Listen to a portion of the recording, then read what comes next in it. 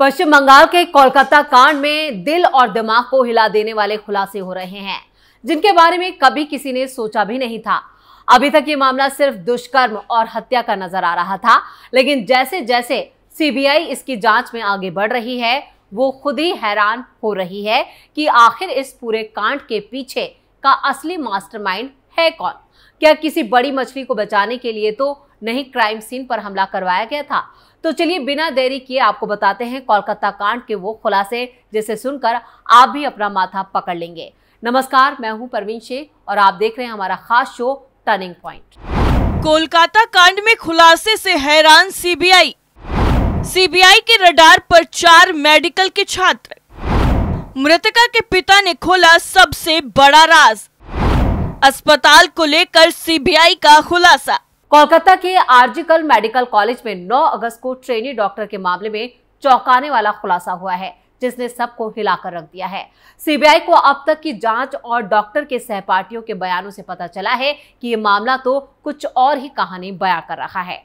Reports के मुताबिक CBI को पता चला है कि मानव अंगों के अवैध कारोबार से पर्दा उठाने की कोशिशें रोकने के लिए ट्रेनी डॉक्टर को रास्ते से हटाया गया। सीबीआई ने 13 लोगों से पूछताछ की। 2 दिन में वो 19 लोगों से पूछताछ कर चुकी है। इसमें से आधे से ज्यादा लोगों ने अस्पताल से मानव अंगों की तस्करी के रैकेट को लेकर जानकारी दी है। टीम का दावा है कि जल्द ही कई सफेद पोश चेहरे सामने आएंगे। मीडिया रिपोर्ट्स में सीबीआई के सूत्रों के हवाले से बताया गया है कि मामले की जड़ें काफी गहरी हैं। दुष्कर्म इसलिए किया गया ताकि ये आम घटना लगे। मेडिकल कॉलेज में लंबे वक्त से सेक्स और ड्रग रैकेट चलाने का भी आरोप है। 23 साल पहले 2001 में कॉलेज के हॉस्टल में एक छात्र की मौत की कड़ियां भी इससे जुड़ने लगी हैं। 3 डॉक्टर सहित 4 लोगों पर सेक्स ड्रग रैकेट चलाने का आरोप। एक राजनीतिक पार्टी के सीनियर नेता ने दावा किया है कि उनके पास डॉक्टरों के एक व्हाट्सएप ग्रुप के स्क्रीनशॉट्स हैं, जिससे अस्पताल में सेक्स और ड्रग रैकेट का पता चलता है। इसमें एक अन्य पार्टी के सीनियर नेता और उनके भतीजे का जिक्र है। सीबीआई सूत्रों के मुताबिक इस सुराग के बाद पूछताछ में मेडिकल कॉलेज के 4 लोगों के नाम सामने आए हैं। इनमें 3 डॉक्टर और एक हाउस स्टाफ है। दावा यह है कि चारों एक सियासी दल से जुड़े हैं और अस्पताल में वो सेक्स और ड्रग रैकेट चलाते थे।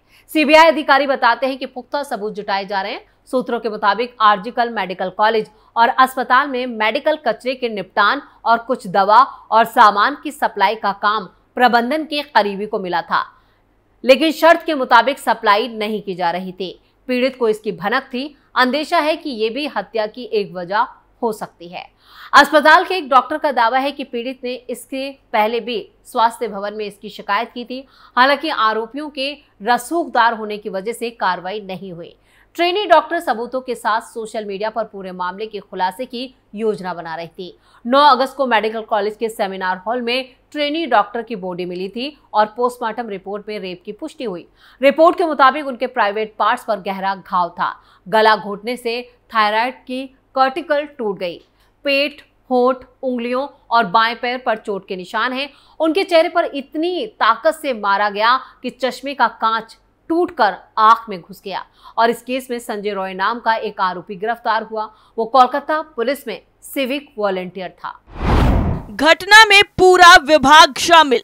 जूनियर डॉक्टर के केस को लेकर पूरे देश में आक्रोश है। लोग सड़कों पर उतरकर विरोध प्रदर्शन कर रहे हैं और जूनियर डॉक्टर के लिए इंसाफ की मांग कर रहे हैं। पूरे देश के लोगों में इस घटना के बाद गुस्सा भरा हुआ है। इसको लेकर कई नेताओं के भी बयान सामने आ चुके हैं। मामले की जांच चल रही है और ये केस सीबीआई के पास है, लेकिन जूनियर डॉक्टर के पिता का कहना है कि इस पूरे मामले में विभाग शामिल है और इसके साथ ही उन्होंने ममता बनर्जी को लेकर भी बड़ा बयान दिया है। जूनियर डॉक्टर के पिता ने कहा है कि उन्हें अभी तक कोई रिजल्ट नहीं मिला है। जो इंक्वायरी चल रही है वो सिफर बता रहे हैं। उसका अभी तक कोई नतीजा नहीं मिला है। उम्मीद के अलावा वो क्या कर सकते हैं? विभाग या कॉलेज से किसी ने भी हमारा साथ नहीं दिया। हम शुरुआत से कह रहे हैं कि दिक्कत यह है कि पूरा विभाग इसमें एक साथ मिला हुआ है। हमारी बेटी का शव सबसे पहले जला दिया गया, जबकि शमशान घाट पर 3 शव और भी थे। जूनियर डॉक्टर के पिता ने मुख्यमंत्री के लिए कहा कि उन्हें ममता बनर्जी पर भरोसा था, लेकिन अब वो भरोसा खो चुकी हैं।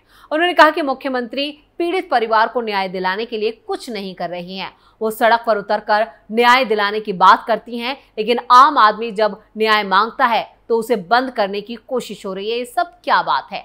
हमें इस बात का बहुत दुख है। हमने जिन लोगों से बात की, यहाँ तक कि MBBS डॉक्टर भी इस बात पर सहमत थे कि ये एक इंसान का काम नहीं है।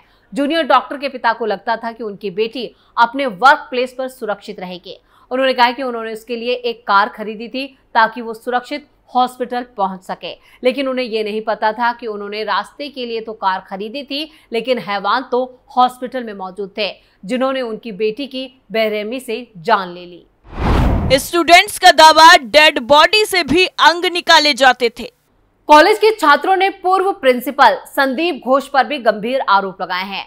यहाँ जो हो रहा था उसकी जानकारी संदीप घोष को थी। आरोप है कि आरजीकर मेडिकल कॉलेज और अस्पताल में पोस्टमार्टम के लिए आने वाले लावारिस शवों को प्रैक्टिकल के लिए रखा जाता था। उनके शरीर से अंग भी निकाल लिए जाते थे। फिलहाल सीबीआई ने इसकी पुष्टि नहीं की है। संदीप घोष ने घटना के चौथे दिन 12 अगस्त को इस्तीफा दे दिया था। सीबीआई ने 12 अगस्त को उन्हें हिरासत में लिया। देर रात तक उनसे पूछताछ हुई। फिर 17 अगस्त को 13.5 घंटे पूछताछ हुई।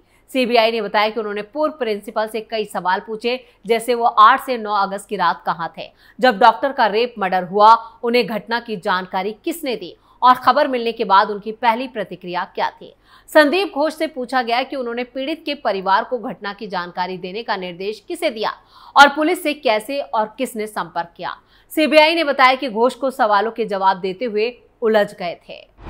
कोलकाता पुलिस का दावा, एक नेता के बेटे का आया नाम। कोलकाता पुलिस के एक अधिकारी ने बताया है कि ट्रेनी डॉक्टर से रेप मर्डर केस की शुरुआती जांच में एक सियासी दल के वरिष्ठ नेता और एक नेता के बेटे का नाम सामने आया है। हालांकि कोई सबूत नहीं मिलने से उन्हें शक के दायरे से हटा दिया गया। कोलकाता के पुलिस आयुक्त विनीत गोयल ने पत्रकारों से कहा था कि महज किसी के बयान के आधार पर बिना ठोस सबूत के किसी को गिरफ्तार नहीं किया जा सकता। पोस्टमार्टम रिपोर्ट में 5 बड़े खुलासे। अबनॉर्मल सेक्सुअलिटी और जेनाइल टॉर्चर के कारण ट्रेनी डॉक्टर के प्राइवेट पार्ट्स पर गहरा घाव पाया गया। चिल्लाने से रोकने के लिए नाक, मुंह और गले को लगातार दबाया गया। गला घोंटने से थायराइड कार्टिलेज टूट गया। सिर को दीवार से सटा दिया गया जिससे चिल्ला न सके। पेट, होंठ, उंगलियों और बाएं पैर पर चोटें पाई गई। इतनी जोर से हमला किया कि चश्मे के शीशे के टुकड़े उनकी आंखों में घुस गए। दोनों आंखों, मुंह और प्राइवेट पार्ट से खून बह रहा था। चेहरे पर आरोपी के नाखूनों से बने खरोच के निशान मिले। इससे पता चलता है कि पीड़िता ने खुद को बचाने के लिए काफी संघर्ष किया था। इतना ही नहीं, आरजीकर मेडिकल कॉलेज के 4 मेडिकल स्टूडेंट्स से भी सीबीआई पूछताछ कर रही है और इन स्टूडेंट्स से पहले भी सीबीआई की टीम पूछताछ कर चुकी है। ये वही छात्र हैं जिन्होंने उस रात वारदात से पहले पीड़िता के साथ डिनर किया था। सीबीआई इन छात्रों के जरिए वारदात की रात का सच जानने की कोशिश कर रही है। अभी तक जो सबूत हाथ लगे हैं और पीएम रिपोर्ट से पता चलता है कि पीड़िता की बॉडी पर 14 से ज्यादा जख्मों के निशान मिले हैं। पीड़िता के साथ बुरी तरह मारपीट हुई। जाहिर है वो चीखी चिल्लाई होगी। क्या किसी ने उसकी आवाज नहीं सुनी? अस्पताल में उस रात किसी की मूवमेंट की भी बात सामने आ रही है। सीबीआई की टीम इन 4 मेडिकल छात्रों से ये पता लगाने में जुटी हुई है। टीएमसी सांसद का घटिया बयान। कोलकाता के आरजीकर मेडिकल कॉलेज और अस्पताल के मामले को लेकर डॉक्टरों का प्रदर्शन जारी है। इस बीच टीएमसी सांसद अरूप चक्रवर्ती ने विवादित बयान दिया है। अरूप चक्रवर्ती ने कहा है कि अगर डॉक्टरों की हड़ताल के कारण लोगों का गुस्सा डॉक्टरों पर फूटता है तो हम आपको नहीं बचाएंगे। पश्चिम बंगाल के बांकुरा में एक रैली में अरूप चक्रवर्ती ने कहा, आंदोलन के नाम पर आप घर जा सकते हैं या अपने प्रेमी के साथ घूम सकते हैं। अगर आपकी हड़ताल के कारण कोई मरीज मर जाता है और लोगों का गुस्सा आप पर फूटता है तो हम आपको नहीं बचाएंगे। तो 14 अगस्त को प्रदर्शनकारी डॉक्टरों पर सैकड़ों गुंडों ने हमला किया था। गुंडों ने आरजीकर अस्पताल में घुसकर कुछ प्रदर्शनकारियों और पुलिसकर्मियों पर भी हमला किया और प्रदर्शन स्थल और आपातकालीन भवन के ग्राउंड फ्लोर पर तोड़फोड़ की। कुछ टीएमसी नेताओं ने प्रदर्शनकारियों का समर्थन किया और अपराधियों के खिलाफ कड़ी कार्रवाई की मांग की। इतना ही नहीं, टीएमसी नेता बंगाल उदयन गुहा ने पहले भी आरजीकर की घटनाओं के संबंध में मुख्यमंत्री ममता बनर्जी की आलोचना करने वालों के खिलाफ जोरदार तरीके से निशाना साधा। उन्होंने कहा कि जो लोग मुख्यमंत्री ममता बनर्जी के खिलाफ उंगली उठा रहे हैं, हम उनकी उंगलियां तोड़ देंगे। वहीं टीएमसी की नेता कल्याण बर्जे ने कहा था कि कुछ लोग सोचते हैं कि बांग्लादेश की तरह पश्चिम बंगाल में कुछ लोग गाएंगे और ममता बनर्जी सरकार गिर जाएगी। यहाँ ऐसा संभव नहीं है। तृणमूल कांग्रेस उन कलाकारों का बहिष्कार करेगी जो अब गा रहे हैं, फिर वो क्या करेंगे। यानी इस मामले में सियासत भी जमकर हो रही है, लेकिन क्या नए खुलासों के बाद कुछ सफेद पोशों के चेहरे भी सामने आएंगे, क्या नकाब हटेगा, ये देखना काफी अहम है। टर्निंग पॉइंट में फिलहाल के लिए इतना ही। बाकी खबरों के लिए देखते रहिए कैपिटल टीवी। नमस्कार।